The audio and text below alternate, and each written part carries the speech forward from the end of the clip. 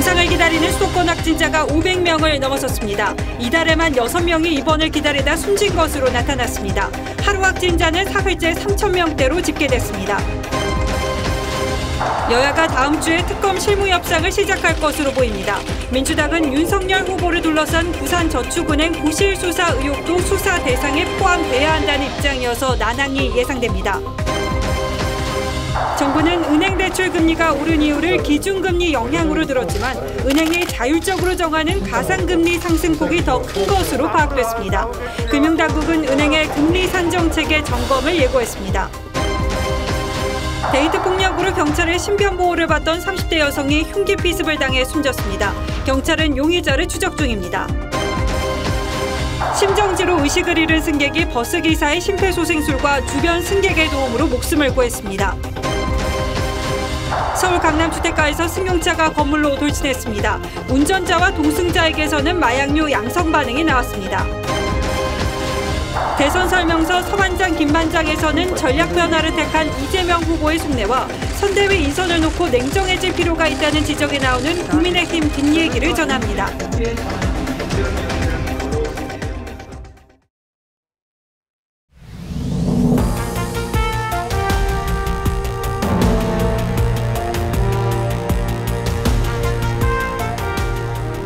시청자 여러분 안녕하십니까? 뉴스9의 신동욱입니다.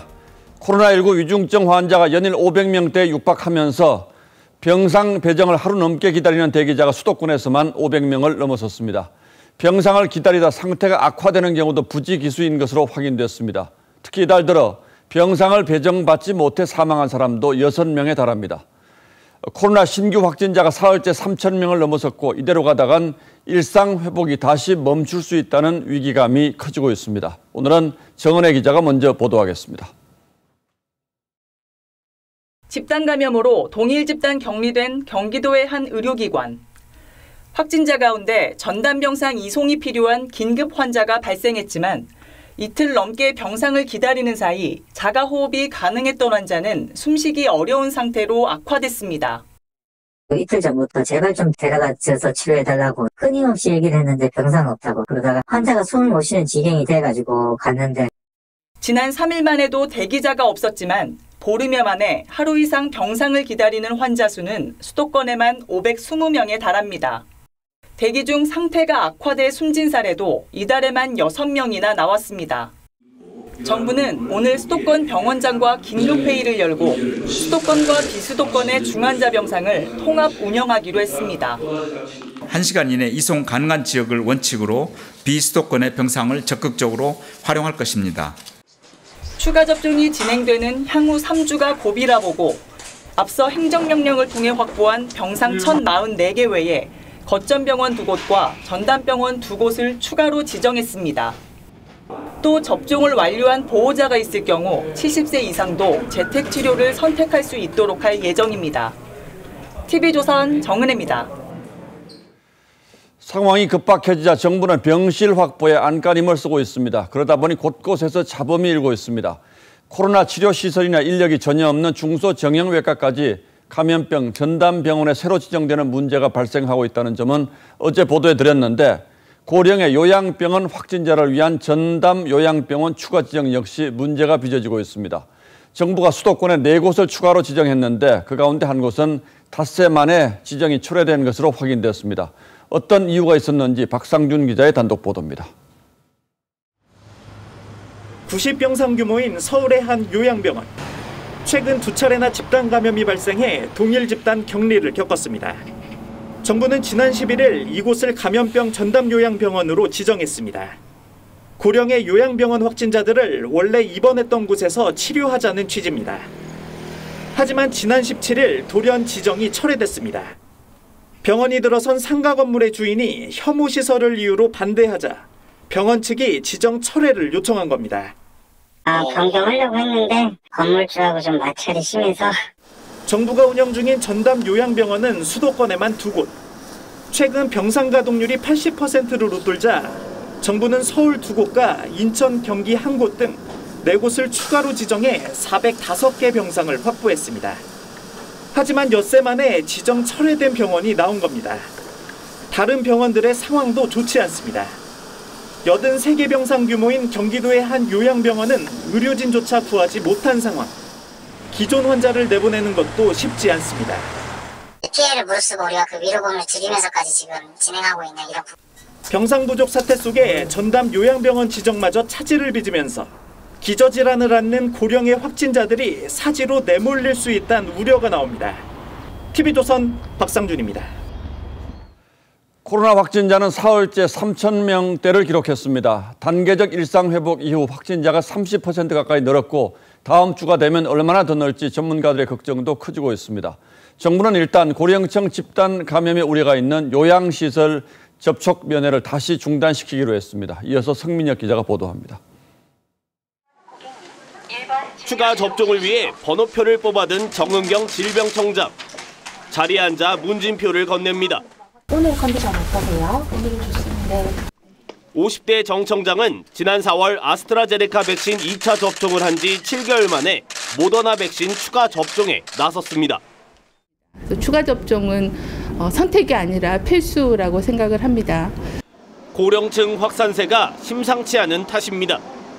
사흘 연속 3,000명대 확진자가 나온 가운데 돌파 감염이 잇따르면서 60살 이상 확진자 비중은 이달 들어 32.7%까지 늘었습니다. 주간 하루 평균 확진자도 지난주보다 450여 명 더 늘었고 위중증 환자 역시 500명에 근접한 상황입니다.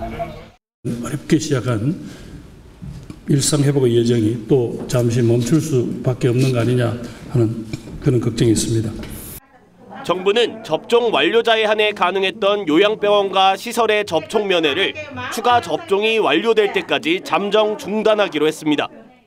추가접종을 받은 다음에 다시 14일이 걸리기 때문에 이 기간 동안에 저희가 열심히 더 노력을 하도록 하겠습니다. 또 수도권의 고령자 감염 취약시설 종사자들은 매주 2번씩 PCR 검사를 받도록 하는 등 방역 관리를 강화하기로 했습니다. TV조선 성민혁입니다. 다음 뉴스입니다. 검찰의 대장동 개발 특혜 의혹 수사가 김만배 씨 등을 기소하는 선에서 마무리될 거라는 전망이 나오고 있는 가운데 검찰이 상당히 의미 있는 새로운 진술을 확보했습니다. 대장동 분양업자 이모 씨로부터 43억 원이라는 거액을 김만배 씨와 남욱 변호사에게 전달했고 이 돈의 일부가 당시 이재명 성남시장 쪽으로도 흘러갔다는 진술이 나왔다는 겁니다. 이재명 후보 측은 허무맹랑한 주장이라고 반박했지만 어쨌든 검찰로서는 관련 진술이 나온 이상 실제로 이 돈이 전달됐는지 그렇다면 어디에 쓰여졌는지 수사를 이어갈 수밖에 없는 상황이 되었습니다. 최민식 기자가 더 자세히 설명하겠습니다. 서울중앙지검 전담수사팀은 최근 대장동 분양업자 이모 씨로부터 새로운 진술을 확보한 것으로 전해졌습니다. 이 씨가 2014년에서 2015년 초 김만배 씨와 남욱 변호사에게 43억 원을 건넸다는 내용인 것으로 전해졌습니다. 분양업자 이 씨는 박영수 전 특검의 친척으로 대장동 5개 지구 아파트 분양을 담당했던 인물입니다. 수사팀은 대장동 사업 관계자로부터 2014년 6월 지방선거 전 건너간 돈 일부가 이재명 당시 성남시장의 재선 선거운동 비용으로 쓰였고 대장동 사업 인허가 로비용으로 쓰인 것으로 알고 있다는 진술도 확보한 것으로 전해졌습니다. 김만배 씨 측은 2019년 4월 이 씨를 통해 토목업체 나무 대표에게 빌린 돈의 5배인 100억 원을 돌려준 사실을 재차 강조했습니다. 김 씨 측은 이 씨로부터 20억을 빌려 정상적인 사업자금으로 썼다며 급한 시기에 돈을 빌린 만큼 이자를 높게 쳐준 것이라고 해명했습니다. 이재명 후보 측은 선거철만 되면 나오는 허무맹랑한 이야기라고 일축했고 선거 비용 의혹 역시 받은 적 없다고 부인했습니다. TV조선 최민식입니다. 그런데 이달 초 이 중차대한 시점에서 서울중앙지검의 대장동 수사팀이 한꺼번에 회식을 했고 그 이후 코로나 집단 확진 사태가 벌어진 것으로 드러났습니다. 결국 수사팀이 개점 휴업 상태에 들어갔고 검찰은 오늘 회식을 주도한 부장검사를 수사팀에서 배제했습니다. 수사 의지를 의심받는 상황에서 공교롭게도 이런 일까지 벌어져 검찰의 체면이 말이 아니게 됐습니다. 권영석 기자가 보도합니다. 대장동 수사팀이 화천대유 대주주인 김만배 씨와 남욱 변호사를 상대로 청구했던 구속영장이 발부됐던 지난 4일 서울중앙지검 인근 고깃집엔 대장동 수사팀원 16명이 모였습니다. 방역규정상 10명까지만 허용되는 사적 모임 민원을 의식했는지 수사팀 회식은 테이블을 나눠 앉는 쪼개기 방식으로 진행됐습니다.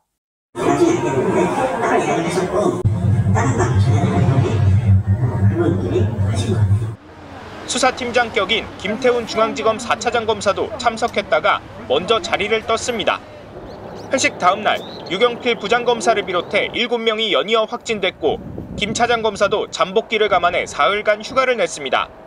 김만배 씨와 남욱 변호사의 구속 이후 첫 조사도 무려 나흘이 지난 뒤 이뤄졌습니다. 서울중앙지검 측은 여하를 불문하고 불찰에 대해 송구하다며 사과했습니다. 국무총리실 지시로 진상조사가 시작되자 서울중앙지검은 유경필 부장검사를 수사팀에서 배제하고 정용환 반부패 강력수사 1부장을 새로 투입했습니다. TV조선 권영석입니다. 민주당 이재명 후보가 어제 전국민 재난지원금 공약을 철회한 데 대해서 청와대가 굉장히 환영한다고 했습니다. 이 말만 두고 해석을 해보면 청와대도 전국민 재난지원금에 대해서 부정적인 생각을 갖고 있었는데 후보가 밀어붙이니까 어쩔 수 없이 보고만 있었다는 뜻이 될 겁니다. 그러나 이 일은 엄청난 국민 세금이 들어가는 일이고 자칫하면 불법 논란이 일 수도 있는데 청와대가 그동안 뒷짐만 지고 있다가 이제 와서 환영한다고 하는 게 적절한지는 논란이 있을 수 있습니다. 야당은 사과부터 먼저 하라고 요구했습니다. 조정민 기자가 보도합니다. 이재명 후보의 전국민 재난지원금 철회 방침에 청와대가 즉각 환영 입장을 밝혔습니다. 국민들의 의견에 많은 귀를 기울이고 더 나은 공약이나 비전을 제시하는 것은 굉장히 환영할 만한 일이다. 지난달 29일 이 후보가 전국민 재난지원금 추진 방침을 밝힌 뒤 기재부가 반대하자 민주당은 국정조사까지 언급하며 압박했습니다. 재정당국의 심각한 이 직무유기를 넘어선 책무유기입니다. 홍남기 부총리는 국민들께 사과하고 반성하기 바랍니다. 극심한 당정 갈등에도 청와대는 당정 간 원만하게 의견을 조율할 것이라며 적극적 중재에 나서지 않았습니다. 정부가 공식적으로 예산안을 편성해서 국회에다 넘겨놨지 않습니까? 그건 국회로 넘어가 있는 겁니다. 국민의힘은 극심한 당정 갈등으로 그동안 국정이 마비됐다며 이 후보의 사과를 요구했습니다. 국정 운영을 거의 보름 동안 마비시킨 죄에 대하여 국민들에게 먼저 사과를 해야. TV조선 조정린입니다. 이재명 후보가 어제 대장동 특검을 조건 없이 수용하겠다고 하면서 이러면 다음 주 초 여야 간 특검 협상이 시작될 전망입니다. 하지만 워낙 대선에 미칠 영향이 크다 보니 협상 테이블이 차려지기도 전에 여야 간 기싸움이 치열합니다. 합의가 되더라도 대선 전에 의미 있는 결과가 도출될 것인지 시간도 넉넉지 않습니다. 특검을 둘러싼 여야의 동상이몽은 최지원 기자가 분석했습니다. 조건 붙이지 않고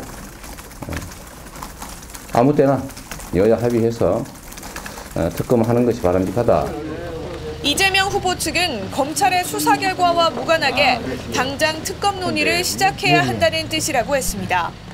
선대위원회 한 의원은 12월 초쯤이면 지지도가 고착화될 수 있다며 역공 카드가 없다면 야당에 끌려가는 모양새를 빨리 끊는 게 중요하다고 했습니다.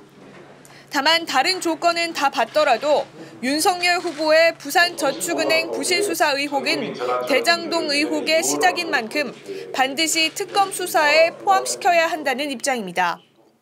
이재명 후보가 가지고 있는 의혹만 의혹입니까? 윤석열 후보 본인, 부인, 장모 의혹은 이재명 후보가 받고 있는 의혹의 곱하기 한 10,000배 정도 된다는 말. 이에 국민의힘은 조건이 없는 특검 아니었냐며 부실 수사 의혹을 포함하는 건 물귀신 꼼수라고 반대했습니다. 만약 이제 와서 또다시 이상한 조건을 내건다면 아무 말 대잔치, 진정성 없는 국민 눈속이기 쇼였다는 사실을 자인하는 결과가. 여야 원내수석은 어제 한 차례 통화했지만 검토해보자고만 했을 뿐 구체적인 의견 교류는 하지 않은 것으로 알려졌습니다. 이르면 내주 협상이 시작될 전망인데 특검 임명과 방식 등을 놓고 재차 충돌할 수 있어 수사에 착수하기까지는 긴 시간이 걸릴 거란 관측입니다. TV조선 최지원입니다. 최근 대출 금리가 크게 뛰었다는 건 여러분도 다 알고 있는 사실이고 저희도 여러 번 이 소식을 전해드린 바 있습니다. 기준금리가 올라가서 어쩔 수 없는 상황이라고 생각하는 분들이 많고 저희 역시 그 영향이라고 생각을 했는데 자세히 취재를 해봤더니 뜻밖의 사실이 확인되었습니다. 기준금리 상승의 영향보다는 은행들이 제멋대로 조정하는 가산금리를 크게 올린 게 더 큰 작용을 한 것으로 드러났습니다. 결국 보통 사람들은 대출을 받지 못해 발을 굴리고 있고 이 와중에 은행들만 배를 불리고 있었던 겁니다. 이정현 기자가 보도합니다. 정부의 규제 여파로 대출 금리가 급등하고 있다는 비난 여론에도 개입 불가 방침을 밝혔던 금융당국. 금리 결정이라든지 이런 거에 대해서 정부가 직접적으로 개입하기는 어렵고요. 오늘은 은행권 대출 담당자를 긴급 소집해 대출 금리를 점검했습니다. 각 은행의 대출금리 산정 운영이 모든 규준에 따라 충실하게 이루어지고 있는지 꼼꼼하게 살펴보고. 정부는 최근의 대출 금리 급등은 시장에서 결정되는 준거금리가 오른 탓이라고 주장하고 있습니다. 시중 5대 은행의 넉 달치 금리를 분석한 자료까지 공개했습니다. 하지만 기간을 1년으로 넓히고 대상을 16개 은행으로 확대하면 정부의 설명과는 전혀 다른 결과가 나옵니다. 1년 동안 준거금리가 0.3%포인트 오르는 동안 가산금리는 0.49%포인트나 올랐습니다. 특히 카카오뱅크는 가산금리를 1년 새 2.27%포인트나 높였습니다. 은행의 가산금리 폭리를 막아달라는 청와대 국민청원엔 15,000여 명이 동의했습니다. 이런데도 금융당국은 은행들의 가산금리와 우대금리 규제는 없을 것이라며 선을 그었습니다. TV조선 이정현입니다. 정부의 대출 옥죄기로 아파트를 분양받고도 잔금을 마련하지 못해 들어가지 못하는 사람들이 늘고 있습니다. 상황이 이렇다 보니 편법 대출도 기승을 부리고 있습니다. 지선호 기자가 취재했습니다. 지난달 말부터 입주를 시작한 경기도 하남의 한 아파트 단지. 시중은행이 아파트 담보 비율을 감정가에서 분양가로 낮추면서 일부 입주민들은 제2금융권 대출까지 끌었었습니다. 그 원하는 금액이 다 안 나와서 이 금융권에서는 오히려 그 감정가 기준으로 해줘가지고 거의 다 그렇게 진행을 하고 대신에 변동금리랑. 아파트에 제때 입주하지 못한 주민 가운데 잔금 대출이 문제가 된 경우는 지난 6월 28%에서 지난달 34%로 늘었습니다. 2017년 통계 작성 이후 최대치로 정부의 대출 규제 여파로 풀이됩니다. 상황이 이렇다 보니 사업자 대출을 이용한 편법 대출도 기승을 부리고 있습니다. 아파트를 담보로 사업자금을 빌리는 것처럼 하고 실제로는 아파트 잔금을 치르는 겁니다. 실제로 개인 사업자의 주택담보대출은 2019년 말 5,500억 원대에서 올해 7월 1조 9천억 원대로 급증했습니다. 규제가 상대적으로 적은 사업자 대출을 받아서 주택이나 부동산을 투자하는 사람들이 늘어난 때문으로 분석됩니다. 서울 아파트도 7개월 만에 사려는 사람보다 팔려는 사람이 더 많아졌는데 정부의 대출 규제 여파라는 분석이 나옵니다. TV조선 지선호입니다. 집도 없고 집값도 올라가고 대출받기도 갈수록 어려워지고 있습니다. 정부가 전세대책 발표 1년 만에 공급 목표 81%를 달성해서 전세시장 수급 안정에 기여했다고 그런데 자평했습니다.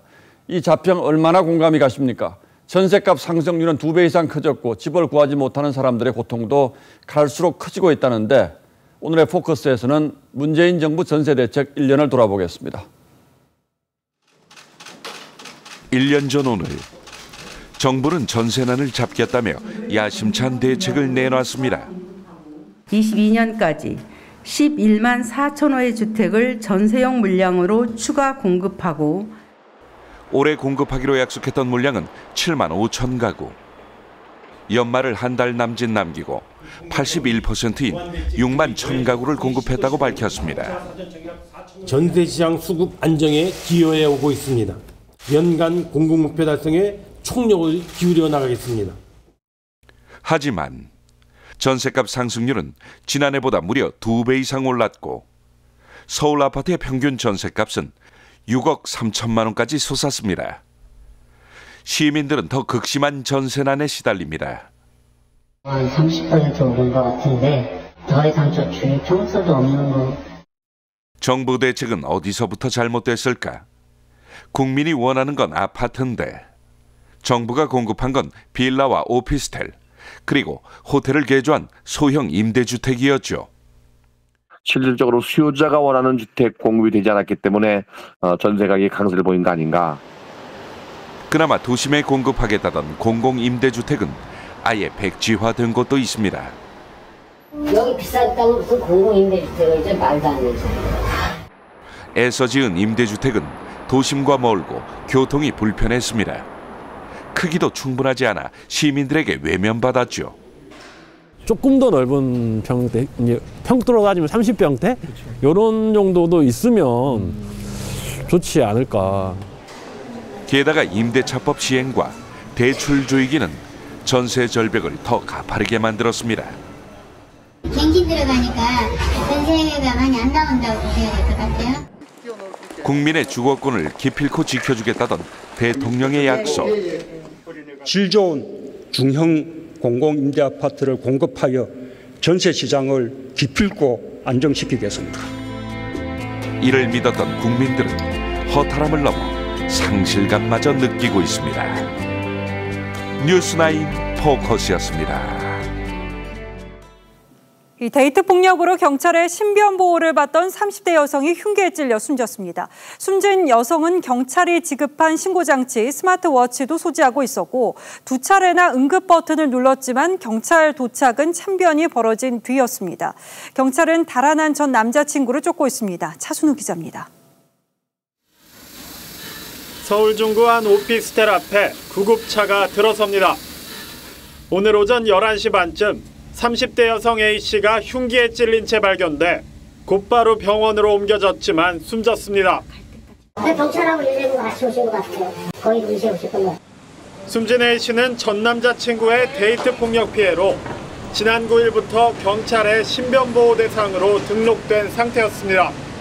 A씨가 경찰이 지급한 스마트워치 응급 버튼을 누른 건 오늘 오전 11시 29분쯤. 경찰은 11시 30분에 지령을 내려 2분 만에 현장에 도착했다고 설명했습니다. 하지만 CCTV에 표시된 시계엔 오전 11시 45분에 구급차가 먼저 현장에 도착했고 1분 뒤 경찰차가 골목길로 들어오는 장면이 포착됐습니다.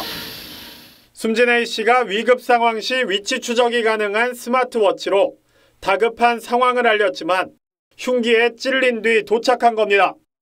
저는 계속 기다리고 저는 그게 뭐 어떤 사건 현장에 훼손이 되면 안 되니까 그래서 경찰이 올 때까지 기다렸어요. 경찰은 살인 용의자인 전 남자친구를 뒤쫓고 있습니다. TV조선 차순우입니다. 서울 강남 주택가에서 외제차가 건물로 돌진했습니다. 다행히 다친 사람은 없었는데 운전자와 동승자 모두에게서 마약 양성 반응이 나왔습니다. 신경희 기자입니다. 흰색 승용차가 주택가 골목길을 질주하더니 한 상가 건물 1층을 덮칩니다. 주차된 오토바이를 치고 지나가는 차량 굉음에 세탁소 주인도 놀라 뛰어나갑니다. 갑자기 날아왔으니까 그렇게 빨리 오는 차는 진짜 처음 봐요. 소리가 엄청 크죠. 전신주를 들이받은 차량은 약 20m가량 떨어진 이곳에서 오토바이와 세탁소를 덮친 뒤에야 멈춰섰습니다.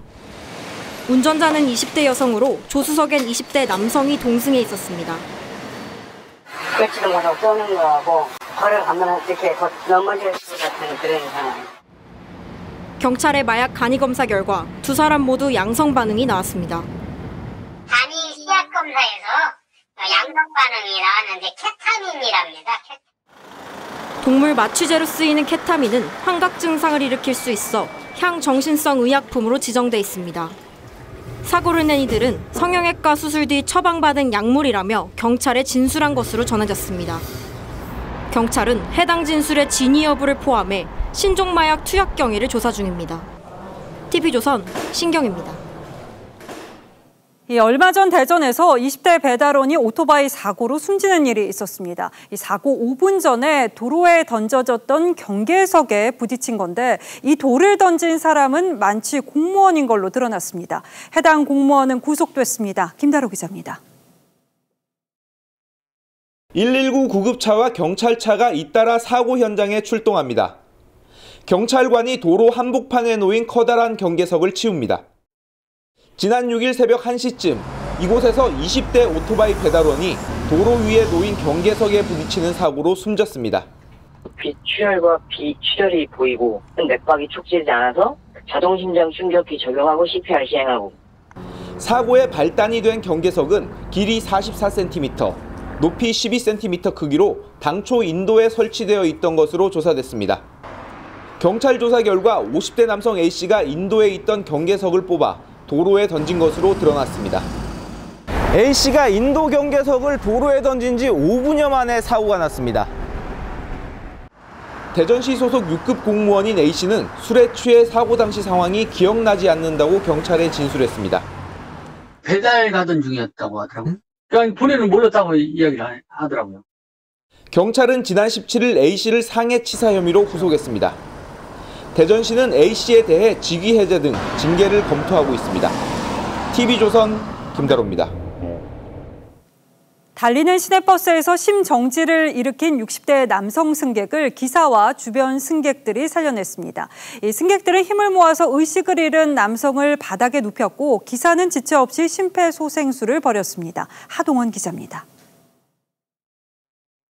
지난 14일 오전 울산의 한 시내버스 안입니다. 버스 좌석에 앉은 남성이 갑자기 팔을 늘어뜨리며 의식을 잃습니다. 놀란 승객들이 남성의 상태를 살피고 달리던 버스도 급히 멈춰섭니다. 승객들은 힘을 합쳐 의식을 잃은 남성 승객이 안정을 찾도록 바닥에 눕힙니다. 버스 운전기사 김영민 씨는 119 상황실과 전화통화를 하며 차분하게 심폐소생술을 실시합니다. 가서 손을 만져보니까 손이 차가운 거예요. 숨이 멎어진 상태이기 때문에 어떻게든 살려야겠다는 생각은 했죠. 갑자기 심정지 상태에 빠졌던 60대 남성 A씨는 버스기사 김영민 씨의 심폐소생술 덕분에 5분 만에 의식을 되찾았습니다. 김 씨의 재빠른 대처가 없었다면 위험한 상황도 배제할 수 없었습니다. 적절하게 그 버스 기사분이 응급처치를 하지 않았다면 그 환자분이 예후가 좋지 않았던 걸로 판단을 할 수 있고요. 의식을 되찾은 A씨는 병원에 옮겨져 회복 중인 것으로 알려졌습니다. 버스기사 김 씨의 재빠른 대처가 승객의 소중한 생명을 구했습니다. TV조선 하동훈입니다. 일부 자영업자들이 지난달 받은 코로나 손실보상금을 반환하게 생겼습니다. 정부는 초과 지급을 이유로 들었는데 이미 빚 갚는 데 보상금을 다 써버린 자영업자들은 난감하기 이를 데 없습니다. 아시다시피 지급 과정에서는 보상금을 산출하는 계산법이 허술해서 비판이 이어지기도 했죠. 안 그래도 힘든 자영업자 불만이 하늘을 찌릅니다. 김자민 기자가 단독 보도합니다. 최근 자영업자들이 받은 손실보상금을 환급해달라는 정부 문자입니다. 황당한 내용의 보이스피싱으로 착각했지만 곧이어 관련 부처에 전화를 받았습니다. 손실보상금은 제가 1,330만 원을 받았고요. 다 환급을 해달래요. 거기 중에 100만 원 빼고. 정부는 손실보상금 신청 초기 서버가 다운돼 집계가 잘못됐다며 환수 대상은 100명 정도라고 밝혔습니다. 보상금으로 대출금과 세금을 낸 자영업자들은 다시 환급금을 마련해야 할 처지입니다. 전 폐업해서 가게가 없는 상태고 대출을 해서 지금 메꿔야 되는 상황이에요. 초과 금액 환수는 관련 법에 따라 가능하지만 문제는 정부의 매출 집계가 허술해 누구는 적게 받고 누구는 많이 받은 상황이 속출했다는 겁니다. 온라인 카페에는 폐업을 했는데도 영업을 한 것으로 매출이 잡혔다. 장사를 거의 못한 올해 매출액이 코로나 전보다 크게 잡혔다는 등 자영업자들의 불만이 가득합니다. 정부는 손실보상금 대상과 계산법에 문제가 있다고 시인했습니다. 중개부는 사실은 이와 같은 방식의 손실보상에 대해서는 줄곧 반대를 해왔었던 것도 사실이고요. 지급이 빨리 된 부분은 있지만 많이 부족한 건 사실이죠. 정부는 정확한 심사를 거쳐 환수 금액과 방법을 결정하겠다는 입장입니다. TV조선 김자민입니다. 치킨 프랜차이즈 업계 1위인 교촌치킨이 가격 인상을 결정했습니다. 치킨 한 마리 2만 원 시대가 현실이 된 건데 이미 오를 대로 오른 장바구니 물가도 계속해서 오르고 있습니다. 이상배 기자입니다. 교촌치킨이 다음 주부터 제품 가격을 평균 8.1% 인상하기로 했습니다. 제품 가격은 최대 2,000원까지 오르게 되면서 다음 주부터 일부 메뉴는 한 마리당 2만 원을 내야 합니다. 금요일이나 수요일쯤 해서 한번 먹는 것 같아요. 비싼데 그래도 먹어야죠. 왜요? 맛있으니까. 교촌 F&B는 가맹점 수익성 개선이 절박한 상황이라고 인상 이유를 밝혔습니다. 문제는 업계 1위의 가격 인상으로 다른 치킨 프랜차이즈들도 가격 인상에 동참할 수 있다는 겁니다. 장바구니 물가도 크게 오르고 있습니다. 동원 참치는 다음 달 1일부터 참치캔 22종의 가격을 평균 6.4% 올리기로 했습니다. 농심과 오뚜기는 지난 8월 이미 라면 가격을 인상했고 원유 가격 인상에 우유업체들도 지난달 흰우유 가격을 5%가량 올린 바 있습니다. 전반적으로 다 조금씩 오른 것 같아요. 그냥 느끼기는 한 10% 정도 내외로 장바구니에 넣기에는 조금 망설여지죠. 문제는 물가가 더 오를 가능성이 높다는 겁니다. 한국은행은 고유가와 국내외 경기 개선세가 물가 상승의 압력 요인이 될 것이라며 소비자 물가는 하반기로 갈수록 가팔라질 것이라고 예고한 바 있습니다. TV조선 이상명입니다.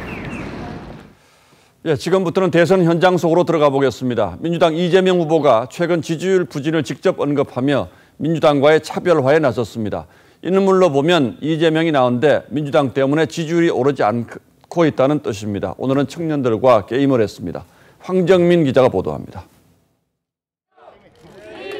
베이지색 자켓으로 젊은 느낌을 살린 이재명 후보. 얼마 전 자신감을 보였던 갤러그 게임기 앞으로 자리를 잡습니다. 게임이 시작되고 이 후보가 선전하자 박수가 이어지고 와, 스테이지 6 벌써 6입니다. 박수 한번 주세요.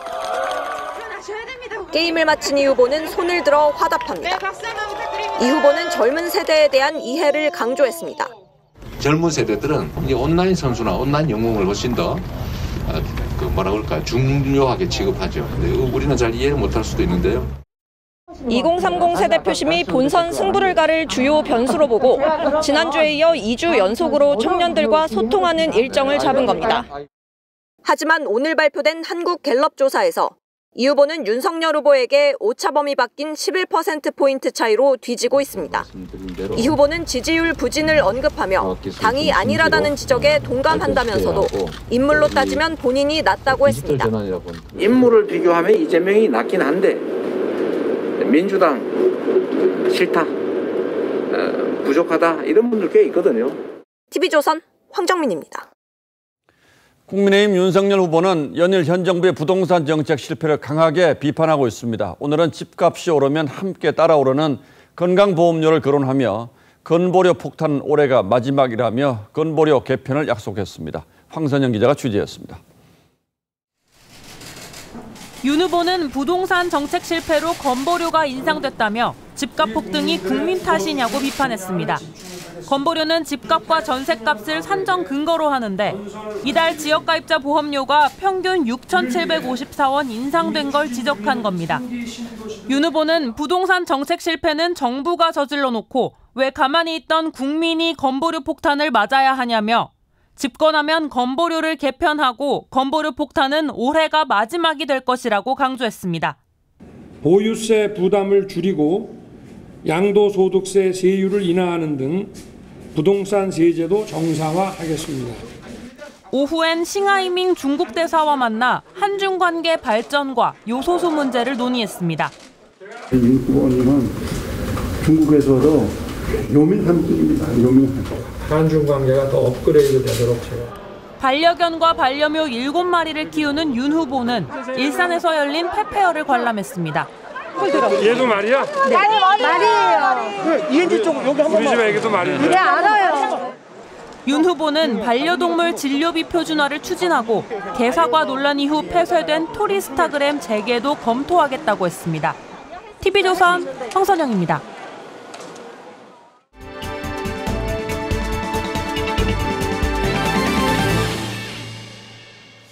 예, 여당과 야당팀 취재를 지휘하는 현장 반장들에게서 대선 전국의 깊숙한 뒷얘기를 들어보는 대선 설명서 서반장, 김반장 순서입니다. 오늘도 여당 서주민 반장 그리고 야당 김종우 반장 나와 있습니다. 자, 먼저 오늘도 여당 얘기부터 들어볼까요? 네, 제가 준비한 설명서는 이재명은 안 합니다입니다. 이재명은 안 합니다. 네. 이재명은 합니다가 이재명 후보의 슬로건 아닙니까? 네, 맞습니다. 이재명은 합니다라는 슬로건은 이 후보의 강점으로 꼽히는 이 추진력을 강조한 거죠. 예. 하지만 전국민 재난지원금 추진 과정에서 당정 갈등이 이어지면서 독단적이고 불안한 후보다라는 비판도 커졌습니다.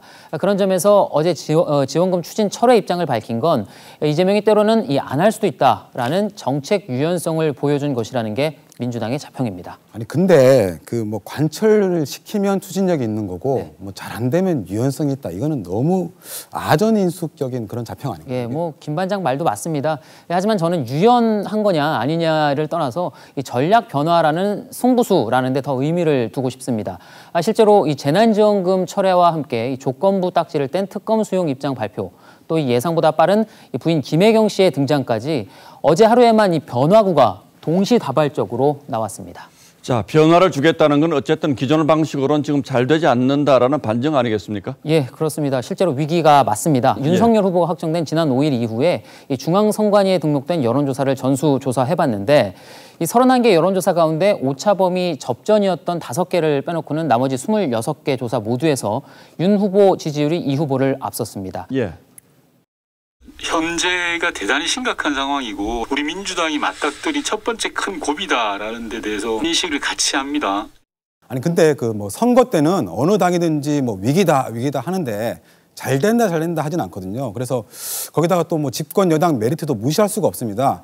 거기다가 또 선거가 아직 석 달 넘게 남은 상황에서 약간 좀 지지층 결집을 위한 전략적 엄살 아니냐 이런 얘기도 좀 나옵니다. 전략적 엄살이냐. 예.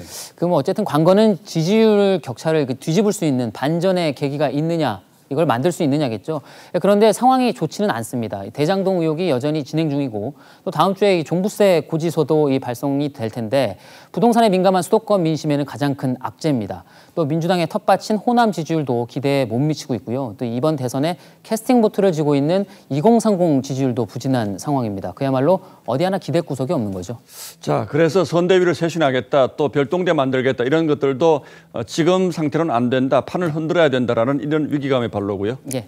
그래도 이게 몸이 아프다는 걸 좀 자각을 하면 진단도 하고 좀 처방도 내지 않습니까? 예. 근데 어쨌든 위기란 걸 자각은 했으니까 좀 야당도 좀 긴장해야 되겠다 이런 생각이 듭니다. 예, 뭐 김 반장 말대로 위기라는 걸 알았으니까 이제 어떤 진단과 이 처방을 내놓느냐가 중요하겠죠. 다음 주 월요일 이 후보가 직접 주재하는 선대위가 그 첫 번째 시험대가 될 것으로 보입니다. 자, 이번에는 야당의 김정우 반장. 야당에선 선대위 인선을 놓고 계속 잡음이 나오고 있는데요. 예.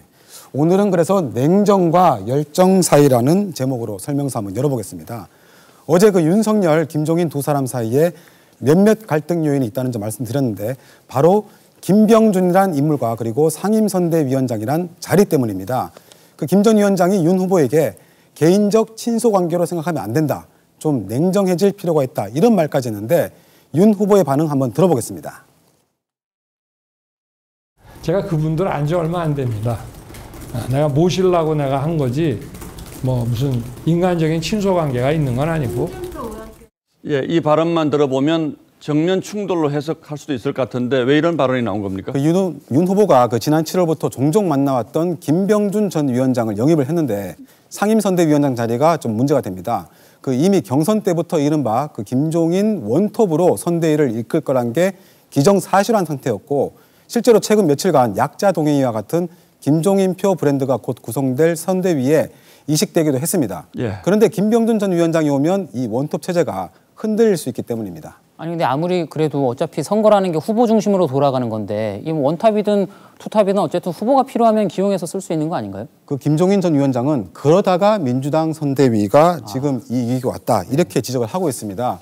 감동도 못 주는 정치인들 이름만 내걸고 표를 얻겠다는 생각 이 자체가 이미 구시대 방식이란 겁니다.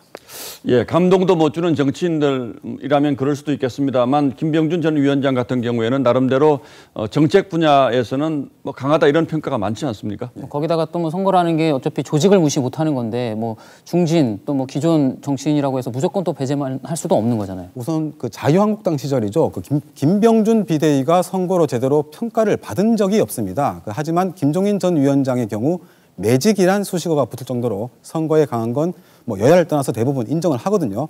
거기다가 미래지향적 선거 전략을 강조를 하고 있는데 자동차 테슬라처럼 기존 형태와 전혀 다른 혁신이 결국 기성산업까지 따라오게 하는 것처럼 선거도 이렇게 이끌어나겠다는 그런 구상입니다. 그럼 해법으로 김병준 전 위원장한테 별도의 직책을 맡기는 방법도 있지 않습니까? 뭐 예를 들어 뭐 미래비전위원회 뭐 이런 이름도 조금 나오고 있는 것 같은데. 그렇게 뭐 단순하게만 볼 수는 없는 게 야권에선 윤 후보의 최측근인 장제원 의원이 김병준 전 위원장을 강하게 추천하고 있다. 이런 얘기가 흘러나옵니다. 장 의원이 김종인 전 위원장과는 좀 관계가 좋지 않거든요. 이런 역학관계 때문에 갈등이 커지게 되면 지금의 컨벤션 효과도 한순간이 될 거라는 지적도 있습니다. 예, 여당은 여당대로, 야당은 야당대로 아직은 고민이 많군요. 예, 오늘도 두 반장 잘 들었습니다.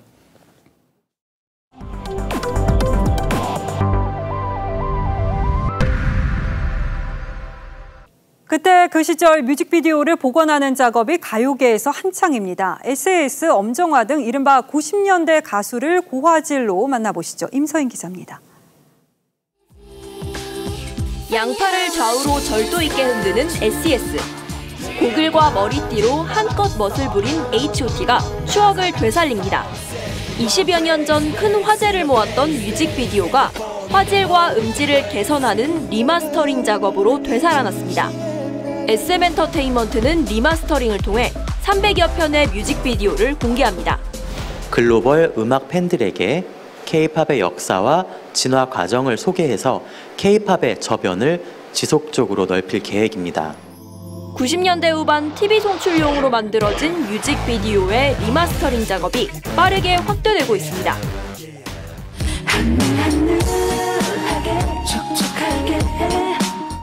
한국음반산업협회는 엄정화의 1998년 히트곡 초대, 2000년 제2의 어제처럼 등 당대의 감성이 녹아있는 노래에도 새 옷을 입히고 있습니다. K-팝의 기록을 고화질 영상으로 남겨야 한다는 의미와 더불어 대중들의 요구가 부합된 겁니다. K-팝의 인기 원인을 철저하게 분석하고 미래 새로운 콘텐츠를 더 발전시키기 위한 기본적인 토양이 될 거라고 생각합니다.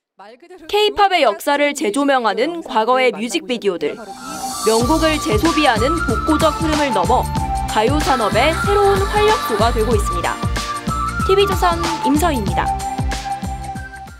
프로야구 KT가 창단 8년 만에 첫 통합 우승을 달성했습니다. 2군 구장도 없이 최하위를 전전하던 막내팀이 정상을 차지하기까지 그간의 서러움을 모두 날리는 완벽한 우승이었습니다. 이다솜 기자입니다. 마지막 땅볼 타구를 처리한 강백호가 만세를 부르며 환호합니다. 창단 8년 만에 첫 통합 우승. 감격의 우승 세리머니를 앞둔 순간 KT 선수들은 덕아웃에 있는 베테랑 박경수를 기다렸습니다. 종아리 부상으로 다리를 절뚝이던 박경수는 목발을 던지며 화답했습니다. 한국 시리즈 4연승, KT의 압도적 우승 뒤엔 명장 이강철 감독이 있었습니다. 외국인 타자 호잉에게 번트를 지시하고 국가대표 선발 고영표를 불펜으로 돌리는 과감한 전략은 모두 주요했습니다. 선수 시절 통산 152승의 위대한 업적에도 선배 선동열에 가려 만년 2인자로 남았던 서러움도 날렸습니다. 그동안 어깨에 쌓였던 게 좀 내려가면서 스포트라이트를 오랜만에 받아보니까 기분 좋습니다. 37세 역대 최고령 MVP를 차지한 박경수의 투혼도 빛났습니다. 몸을 불사르는 수비에 결정적 홈런까지 데뷔 19년 차 이를 악문 베테랑의 활약에 후배들은 똘똘 뭉쳤습니다. 제가 잘해서 받았다고 생각하지는 않아요. 진짜 조금이나마 고참 역할을 한 것 같아서 2군 구장도 없어 대학교 야구장을 빌려 쓰던 만년 최하위 팀에서 신생구단 최단기간 우승까지 KT의 이번 시즌은 그야말로 마법 그 이상이었습니다. TV조선 이다솜입니다.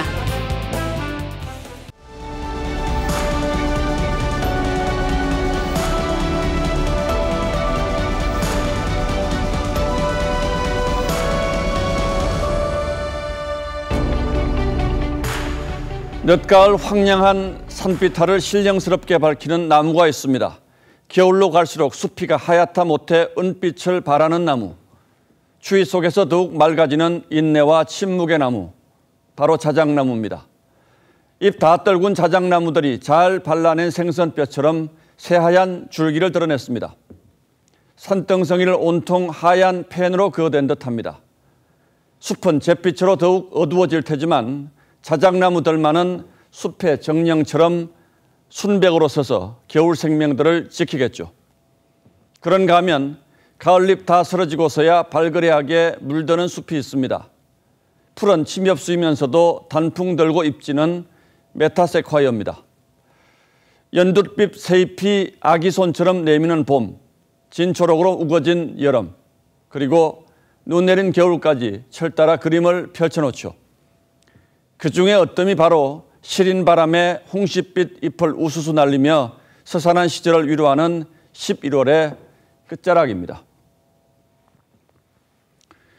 서울에도 이미 첫눈이 헛뿌렸습니다만 첫눈 온다는 절기 소설에 전국에 비와 눈이 내리면 영하의 추위가 닥쳐온다고 합니다. 흐지부지 왔던 가을도 허망하게 물러가고 사람들이 무언가에 쫓기듯 앞만 보고 종종 걸음치는 초겨울이 오겠죠. 하지만 이렇게 황망한 계절이면 내 곁에 이웃부터 살피는 사람들이 있습니다. 어제 채 동이 트지 않은 새벽 강릉 어느 파출소 CCTV에 누군가 음료수 상자와 검정 비닐봉지를 놓고 가는 사람이 찍혔습니다. 봉지에는 현금 205만 원과 함께 이런 손편지가 들어있었습니다.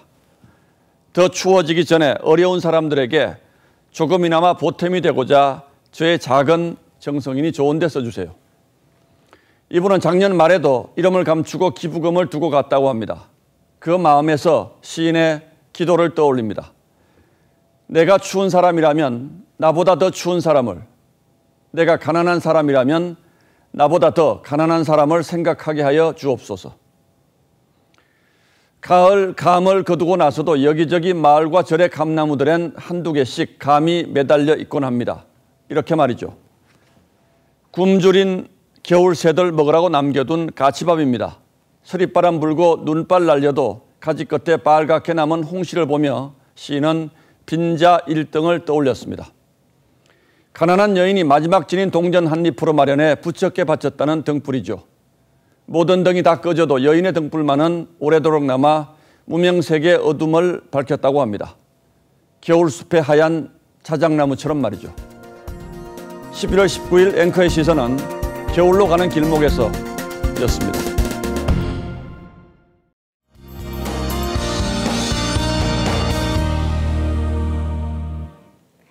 오늘 짙은 미세먼지에 목이 많이 칼칼하셨을 텐데요.